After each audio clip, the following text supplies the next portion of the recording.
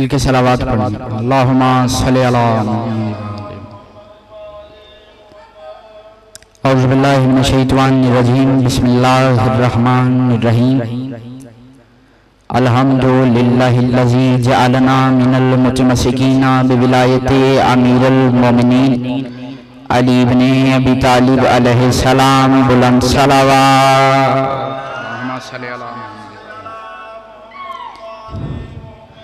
अल्लाहुम्मा इय्याका नअबुदु व इय्याका नस्तईन।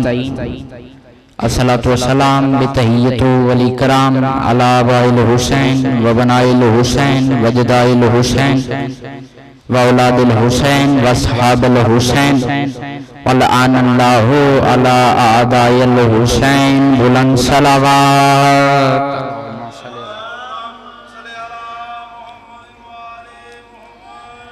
अम्मा बादु फ़क़त बिस्मिल्लाहिर्रहमानिर्रहीम मिलके सलावत पढ़ें। अल्लाहुम्मा सल्ली अला मुहम्मद व आले खुदावंद आलम मखदूम आलमियान की इज़्ज़त व अज़मत के सदके इस जलीलतुल क़द्र इबादत को अपनी बारगाह मौला में शर्फ़ क़बूलियत अता फरमाए। जितने भी हाथ इस इज़्ज़त वाली दहलीज से मांगने के लिए आए मेरे मालिक कोई भी हाथ खाली ना रहे। जो बे औलाद है मेरे मालिक उन्हें अपनी अपनी औलाद अता फरमाए। जो बेघर है मेरे मालिक अपना घर अता फरमाए, छतों पे अलम नसीब फरमाए। मौला बानियान का ये सफ़े अज़ा बिछाना कबूल व मंजूर फरमाए। दुआओं को कबूलियत तक पहुँचाएं। सहारा दरूद का ले मिलके सलावत पढ़ें। अल्लाहुम्मा सल्ली अला मुहम्मद व आले मुहम्मद। इजाज़त की बात शुरू की जा सकती है। अगर आप तवज्जो करेंगे तो फिर मैं बात करूँ। चंद मिनट की हाजिरी। झूठ के इस आलम में थपेड़े खाती हुई इंसानियत सच्चाई के जिस जजीरे पे आके सुकून महसूस करे उसे मजलिस हुसैन कहते हैं। मौला नवाज़ों की खैर करे। अवैस भाई, सारी रात का थका हुआ आदमी जिस दहलीज पे आके अपनी सांसों को महफूज समझे उसे मजलिस शबीर कहते हैं। अगर मजमा जाग रहा है तो जरा एक पल के लिए मेरी तरफ देखें। इस वजह से क्योंकि हुसैन इब्ने अली ने कायनात को अपने शियों को जीना भी सिखाया है, मरना भी सिखाया है। हुसैन ने अपने शियों को जीना भी सिखाया है, मरना भी सिखाया है। हुसैन ने दुनिया को बता दिया कि शिमर मर गया मेरा जौन आज भी जिंदा है, शिमर मर गया मेरा जौन आज भी जिंदा है, हबीब इब्ने मुज़हर आज भी जिंदा है, उमर इब्ने साद मर गया। हुसैन इब्ने अली ने दुनिया में ऐलान कर दिया अब शाही रहेगी तो मेरे शियों की रहेगी। और आज जो बंदे कहते हैं कि ये जो जंग थी ये दो शहजादों की जंग थी, उनको मैं इतना कहना चाहता कि जरा एक पल के लिए जरा शर्म खा के देखो। तुम्हें पता ही नहीं कि 9 लाख कौन थे और 72 कौन थे, 9 लाख कौन थे और 72 कौन थे, 9 लाख कौन थे और 72 कौन थे। तुम्हें फर्क का ही नहीं पता। ये दरूद वाले थे वो लानत वाले थे, ये दरूद वाले थे वो लानत वाले थे। अगर मजमा बेदार है जरा एक पल मुझे देना, फिर मैं किबला को नंबर दे दूंगा। वो दरूद वाले थे, ये लानत वाले थे। हुसैन जो आम नहीं था, यजीद भी आम नहीं था। यजीद का दादा भी हुसैन के दादे के मुकाबले में आता रहा, यजीद का बाप भी हुसैन के बाप के मुकाबले में आता रहा।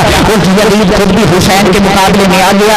यजीद का दादा कल भी गलत था, आज भी गलत है, गलत रहेगा। हुसैन का दादा कल भी सलामुल्लाह था, आज भी सलामुल्लाह है, सलामुल्लाह रहेगा। यजीद का बाप कल भी बातिल था, आज भी बातिल है, बातिल रहेगा। हुसैन का बाप कल भी कुल ईमान था, आज भी कुल ईमान है, कुल ईमान रहेगा। यजीद कल भी मुर्दाबाद था, आज भी मुर्दाबाद है और मुर्दाबाद रहेगा। हुसैन कल भी जिंदाबाद था, आज भी जिंदाबाद है, जिंदाबाद रहेगा। अभी भी शर्म खाओ, इससे बढ़कर हुसैन की फतह का ऐलान और क्या होगा। इतने बंदे यजीद के नाम पे जीने को तैयार नहीं जितने हुसैन के नाम पे मरने को तैयार। इतने बंदे यजीद के नाम पे जीने को तैयार नहीं जितने शबीर के नाम पे मरने को तैयार। एक बंदा मेरे चौथे इमाम के पास है, सल्ले अला मुहम्मद व आले मुहम्मद, क्योंकि ये जिक्र मज़लूम करबला है। करबला कोई मनसब नहीं, करबला कोई दावा नहीं, करबला एक राज था जो पहले से तय हो चुका।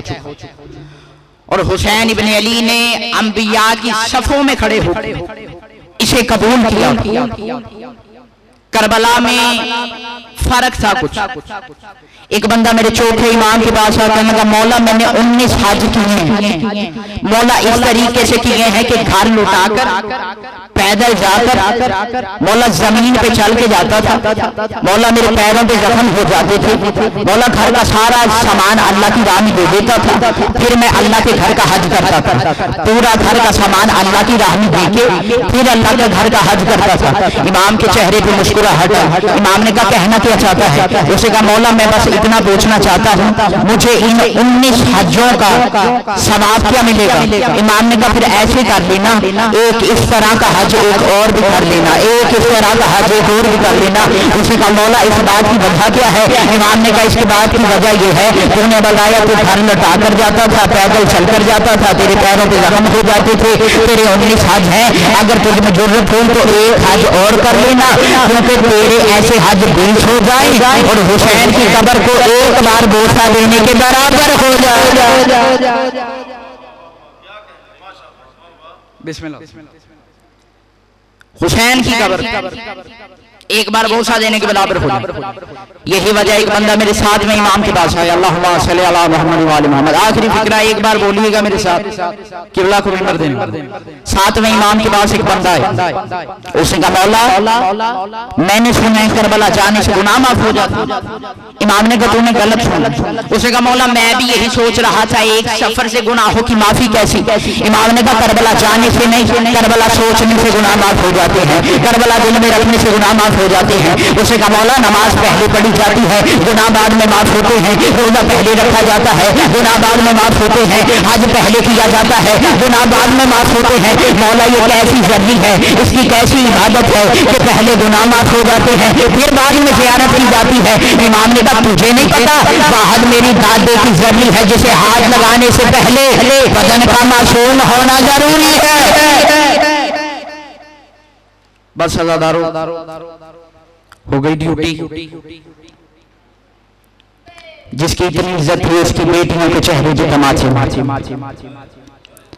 जिन्होंने हाय की मालिक आपके हाय करने को सुना। बेटी नबी की थी, जालिमों ने मारा, बेटी अली की थी, जालिमों ने मारा, बेटी हुसैन की थी, जालिमों ने मारा। किबला एक आप बेहतर जानते हैं, एक आदमी ने किताब लिखी फातिमा से फातिमा तक।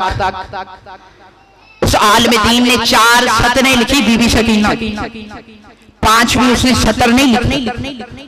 उसने कहा बेटी नबी की थी, जालिमों ने मारा, बेटी हुसैन की थी, जालिमों ने मारा। उसने अगली सतर लिखी, उसने कहा बेटी नबी की थी, जालिम रोने नहीं देते, बेटी हुसैन की थी, जालिम रोने नहीं देते। उसने तीसरी सतर लिखी, उसने कहा बेटी नबी की थी, 17 साल की कमर छुपा के चलती थी, बेटी हुसैन की थी, 4 साल की कमर छुपा के चलती थी। आखिर उसने सतर लिखी, अगली सतर नहीं लिखी, मुझे माफ कर देना, उसने आलिम दीन में लिखी थी, मगर मैं मिंबर पे पढ़ देता हूँ किबला की इजाजत के साथ। उसने लिखा कि बेटी नबी की थी, 17 साल में बाल सफेद हो गए, आए पता नहीं क्या गुर्बत थी, हुसैन की बेटी थी, और 4 साल की उम्र में बाल सफेद हो गए।